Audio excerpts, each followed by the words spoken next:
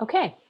Hi, I'm Lulu Freistat. I'm the Executive Director of Smart Elections, and we're very lucky tonight to have a journalist, an investigative journalist, Alison Greene, with us to answer some questions about her work. So we're going to go ahead and get started right away. And do people on the call have questions for her? Because if not, then I will go ahead and start asking her some questions. Do we have any questions for Alison to start off with?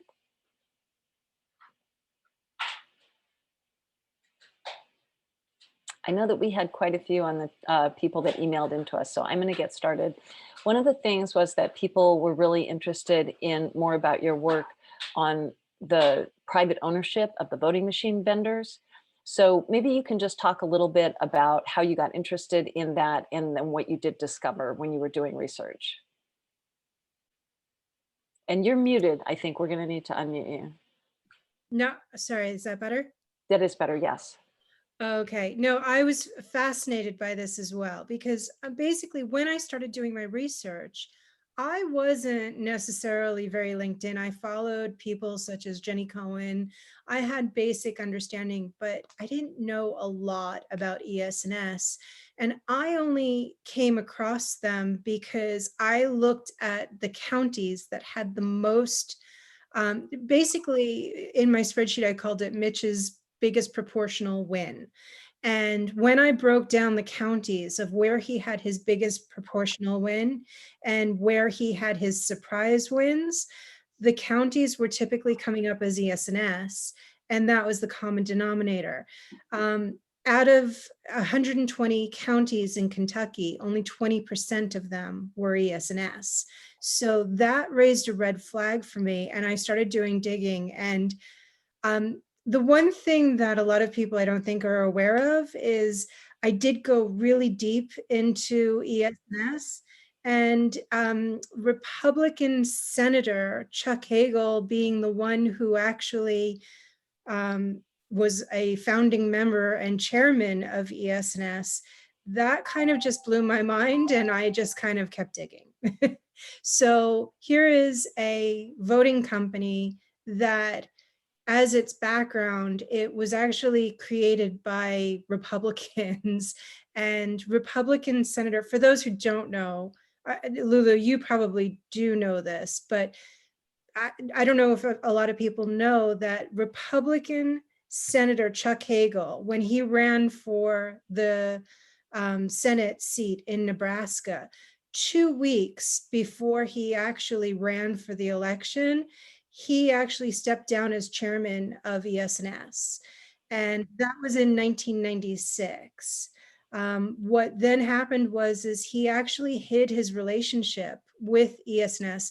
Now, and just to be clear, he had a surprise win that is fascinating. It was very similar to the surprise win that we had with Mitch McConnell in Kentucky. He was, the Gallup poll right before the election said that there would be kind of a tie, dead heat, they couldn't call it. And Chuck Hagel won by 15 points. He then didn't disclose his relationship with the voting machine company that counted the votes in his actual county, in his district, in his election, sorry. And to me, that came out in a Senate ethics hearing in 2002. And from there, I was just off to the races about ES&S. And I've just really found strong relationships with the Republicans throughout the years, including most recently that one of the computer security people from HHS in the Trump White House, when he left the White House, kind of in interesting circumstances in its own right. When he left the Trump White House, he went to ES&S, and he's currently in charge of all security with ES&S today. I think you were asking. Who was that? Who is that? Hold on, I have his name here. It's Chris, I can't pronounce it, hold on. And just so people know, I did put a link in the chat. There's an article by Victoria Collier that has a good deal of information about that Chuck Hagel race and how it was such a surprise. He won by a much larger margin than no one expected him to even win. He'd never, I think that was his first race, his entrance into politics. He had no name recognition whatsoever. Yeah. And he won by a margin that was much larger. He was behind in the polls, and then he won by a fairly large margin. And that it's a good article that has background information on that and a number of other very interesting races, some in Georgia as well, and Louisiana. So the Trump White House person who left Alex Azar's HHS team was Chris Wlashin. I'm probably not pronouncing that correct. Wlaschin. And he was in the Trump administration, left, and he's now head of security for ES&S as well. So, things like that throw up red flags to me. And I've just been really fascinated. There's a lot to uncover. One thing I will say too about ES&S is that in 2019, December 2019, Elizabeth Warren, Amy Klobuchar, Ron Wyden, and I believe there was one congressperson as well, wrote letters to the 3 privately held voting machine companies, including ES&S, which is owned by McCarthy Group, which again, McCarthy is Mike McCarthy, friend of Chuck Hagel, who was actually the treasurer in Chuck Hagel's campaign for Senate back in the day. Mike McCarthy was Chuck Hagel's campaign treasurer? He was, and that's how I stumbled onto ES&S, is I was looking into McCarthy Group, and Open Secrets shows that Mike McCarthy had a whole bunch of donations to Chuck Hagel. So a lot of people are assume that I already knew, but it was through looking at Open Secrets, seeing who Mike McCarthy was actually donating to, and I just kept seeing the name Chuck Hagel, and I found out that Chuck Hagel and Mike McCarthy, there's an article from like way back in the 90s that they like met on a fishing trip. They were friends. They co-founded ES&S together. And 2 weeks prior to Chuck Hagel's Senate race, he stepped down and Mike McCarthy stepped up. So yeah, there's a lot of Chuck Hagel at the time in 2002, when it was revealed that he had this kind of relationship with McCarthy and ES&S, it was also revealed at that time that he still had a $5 million ownership position in ES&S. And to this day, we don't know if Chuck Hagel is still an owner or not, because what Elizabeth Warren, Ron Wyden, and Amy Klobuchar were saying was, who owns you guys? Who's behind the veil? And to my knowledge, they never got any answers. They're a private, ES&S is a privately held company. And the best is, some people would love the reference, they're actually located on John Galt Boulevard as well in Nebraska. So it's a mystery. I know I'm supposed to know John Galt, but who is that? It's a fictional character, which was the main character in a book about kind of democracy. Is that in one of Ayn Rand's books? Is that her main book? It's one of the books. I don't know if you'd consider it the main book, but the first sentence is, "Who is John Galt?" Great. So we've got follow-up questions, and just so people know, I put the link, there's a link in the chat to Alison's articles that gives you all of her articles there, so I don't want to have to keep just putting into the chat. This was her article about the private voting machine vendors. This is her article about how the Canadians count their ballots by hand, but that you can see she's done quite a few articles. There's quite a breadth to her research, so that link should give you most of them there. And we've got a follow-up question from Bob Stromberg. Any idea about how to research a privately held company? I've been doing as much research as I can, but I would love for anybody to DM me on Twitter if they have any other ideas or different ideas, because I'm trying. I'm still kind of hammering away at it, but it is a privately held company. And from what I can tell, I mean, they're very veiled. There's references to, I believe, 4 people, but we don't know who else owns them. And this is, to be honest with you, this is the same issue that we would have with all of the companies, is that there is very little transparency. If Vladimir Putin was a, if he was a backer of one of these companies, we wouldn't necessarily have any ways of knowing. And that's the problem. One of the things I think is especially problematic about there being kind of a voting machine vendor for the Democrats and a voting machine vendor for the Republicans is it actually makes it a little bit harder to tell when things look suspicious. Because if, for example, you said like there were these certain counties in Kentucky that looked especially great for Mitch, but if those for Mitch McConnell, the Republican Senate candidate, but if those counties are counties that are predominantly Republican voters and they trust ES&S, then it would be natural that ES&S would wind up having more Republican votes on those machines because Republicans are going to buy from them, and those will be the counties where those votes are concentrated.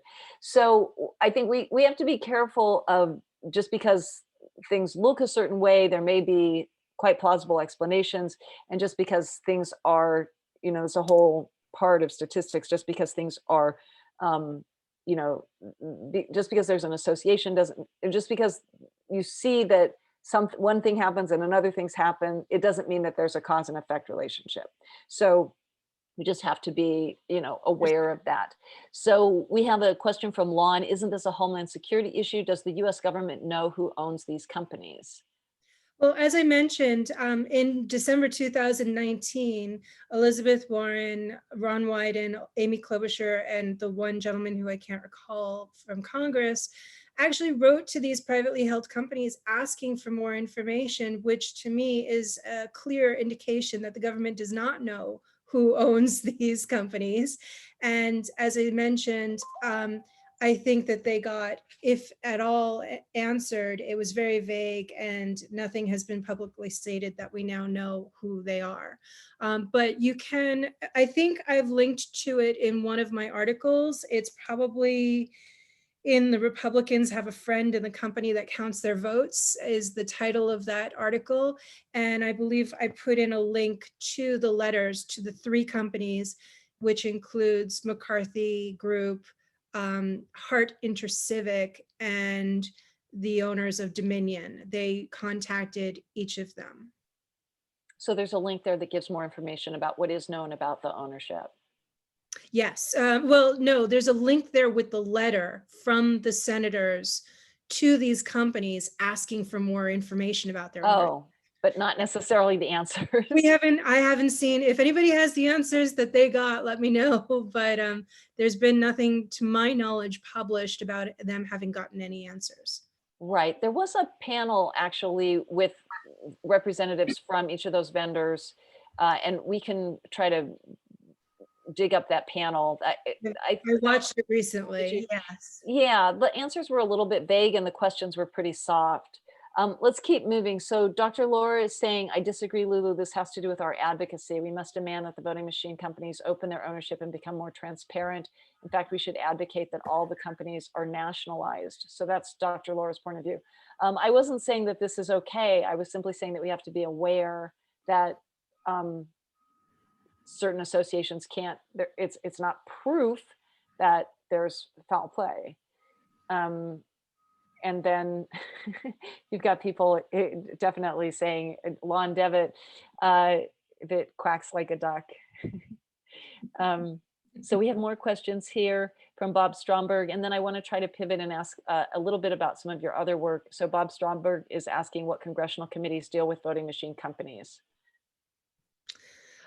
So I'm not sure about congressional committees. I'll have to try and get back to you on that. But regarding federal agencies, there is one federal agency, and one of my colleagues at DC Report just recently did an article that talks about the FEC.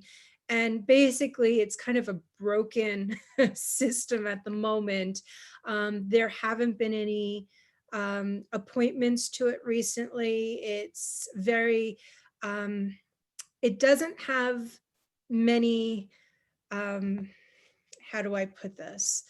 It looks a little bit like it's there, but we're not sure what it does, so in other words, there are things like voluntary guidelines that they provide, so a little bit less than what I would hope for in a federal agency, voluntary guidelines for the states. Right. That's the Election Assistance Commission, I think that you're talking about, the EAC. Yes, sorry, I Right. FEC, but I meant the It's federal EAC. it's Yes. the EAC, the Election Assistance Commission, and they in fact are a regulatory agency that has no power to regulate. Thank you. That was what I was trying to get to. Yeah, they are In name toothless. only. But they do put out the voluntary, as you said, voting system guidelines, and some of the states do actually comply with them. So they're not utterly useless, but they are, as you said, voluntary. But that is choice because, for example, I did an article that deep dived into Texas where they basically were disregarding computer science experts who were saying that there were flaws in the express vote machines, and they were continuing to certify them anyway.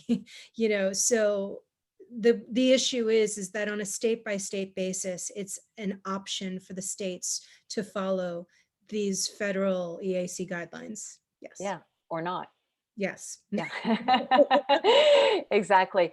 And then let's just get I would love to have you talk a little bit about your research about Canada and how they vote in Canada, because that was fascinating to me.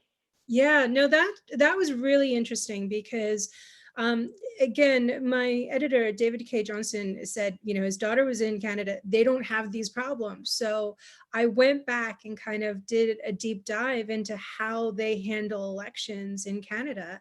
And their equivalent of the EAC is not toothless. What they do is they have an umbrella elections group in Canada that gives out a specific set of guidelines that everybody across federal Canada has to follow.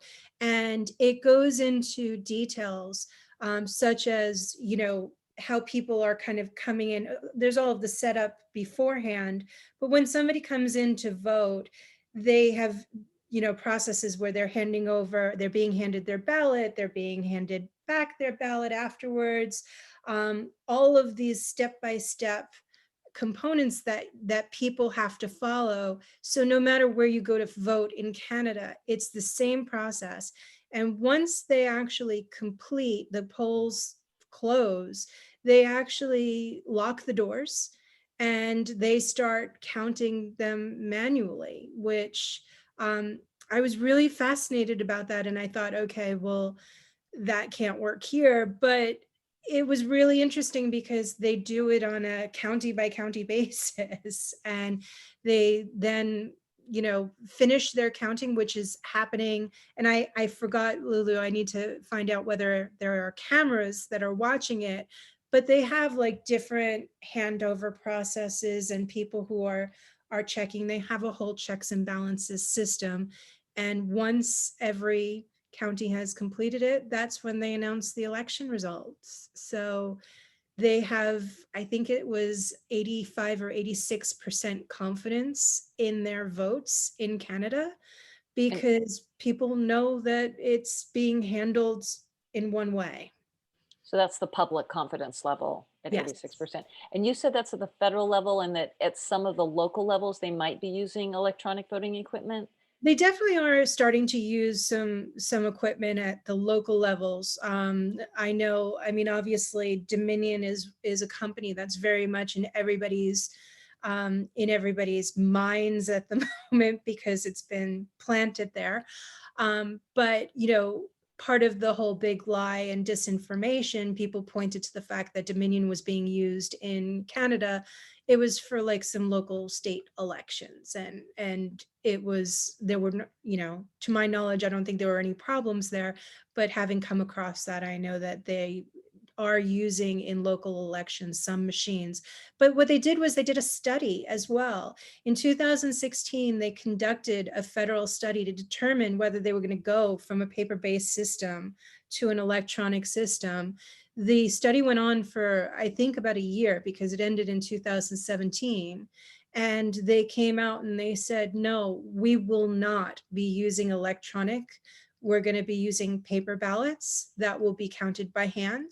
And going forward, that's what we're doing as a country For the federal elections. for the federal elections.